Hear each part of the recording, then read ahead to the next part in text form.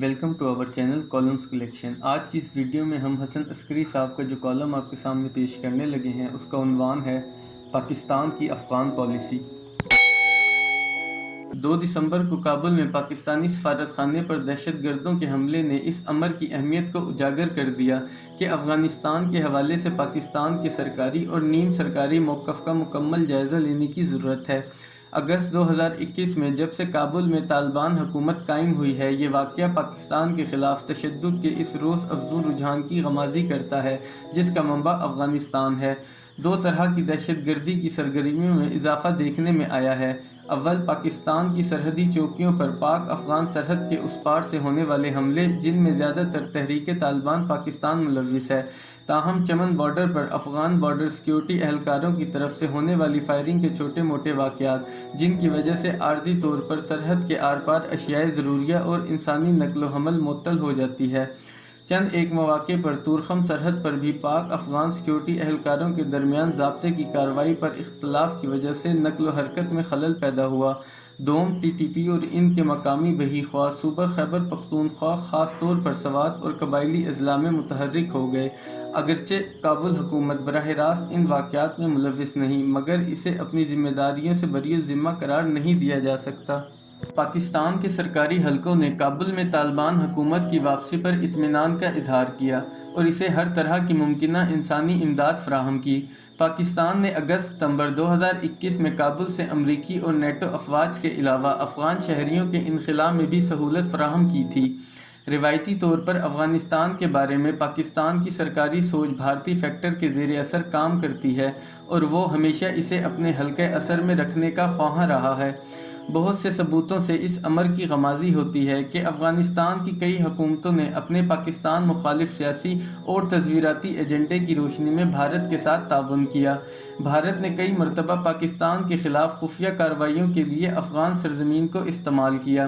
پاکستان کے عسکری امور کے ماہرین بھی اکثر دونوں محاذوں پر خطرات کی موجودگی کا ذکر کرتے رہتے ہیں: ایک، پاک بھارت سرحد اور کشمیر کے ساتھ لائن آف کنٹرول پر۔ دوم، پاک افغان سرحد جہاں بھارت اور افغانستان نے براہ راست فوجی محاذ آرائی یا پاکستان میں شورش پسندی کی حمایت اور دہشت گردی کے ذریعے دباؤ بڑھانے کی کوششیں کیں۔ پاکستان کی ہمیشہ یہ خواہش رہی ہے کہ افغانستان میں اپنا حلقۂ اثر قائم کرے، لہذا پاکستان ہمیشہ افغانستان کی مدد اور ہر ممکن سہولت کاری کے لیے تیار رہتا ہے۔ پاکستان 1989 سے 1999 میں افغانستان میں سوویت مداخلت کے خلاف مزاحمتی تحریک میں متحرک رہا۔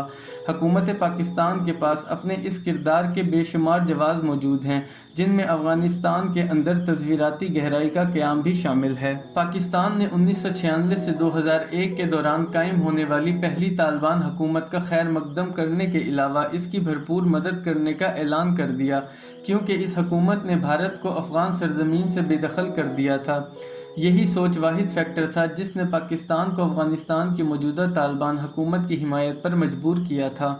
افغانستان میں پاکستان کے دیگر روایتی مفادات میں تجارت اور معاشی تعلقات شامل ہیں۔ تجارت میں بذریعہ پاکستان افغان ٹرانزٹ ٹریڈ، پاک افغان 2 طرفہ تجارت کے علاوہ غیر رسمی چینلز کے ذریعے ہونے والی سمگلنگ بھی شامل ہے۔ اس رسمی اور غیر رسمی تجارت کا ایک اہم پہلو خیبر پختونخوا اور بلوچستان کے ساتھ افغانستان کے دیرینہ تجارتی تعلقات ہیں۔ پاکستان اور افغانستان کے درمیان سماجی سطح پر صدیوں پرانے نسل در نسل تعلقات اور خاندانی رشتہ داریاں موجود ہیں۔ اس کے علاوہ 1979 سے 80 کے دور میں آنے والے افغان مہاجرین بھی پاکستان میں مقیم ہیں، جن کی وجہ سے خیبر پختونخوا اور بلوچستان کے کئی شہروں میں سماجی سطح پر ان کے لیے ایک خاص سپورٹ موجود ہے۔ ان لوگوں کی طرف سے پھیلائی جانے والی منافرت دونوں ممالک کے تعلقات میں خرابی کا باعث بن جاتی ہے۔ پاک افغان تعلقات کو متاثر کرنے والے پیچیدہ عوامل پاکستان کے لیے یہ امر مشکل تر بنا دیتے ہیں کہ وہ افغان سرزمین سے پاکستان کے خلاف ہونے والی دہشت گردی کی کارروائیوں پر رد عمل کے طور پر موجودہ طالبان حکومت کے خلاف سخت گیر رویہ اپنائے۔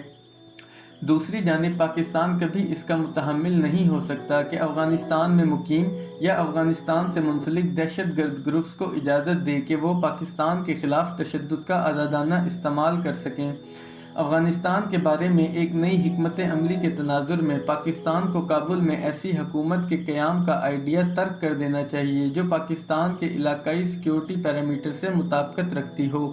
پاکستان کو یہ بھی چاہیے کہ وہ افغانستان کو اپنا حلقہ اثر سمجھنا چھوڑ دے، کیونکہ ایسے ہدف کا حصول ممکن ہے، نہ ہی ایسے تعلقات کے ذریعے پاکستان کے علاقائی مفادات کی تکمیل ممکن ہے۔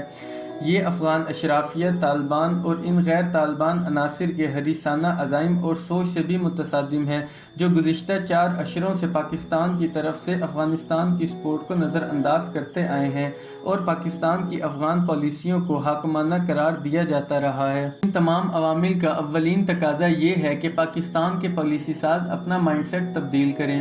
انہیں افغانستان کو محض اپنا ہمسایہ سمجھنا چاہیے، جس کے ساتھ ہمیشہ دو طرفہ مفادات کی روشنی میں ورکنگ ریلیشن شپ قائم کرنے کی ضرورت ہے۔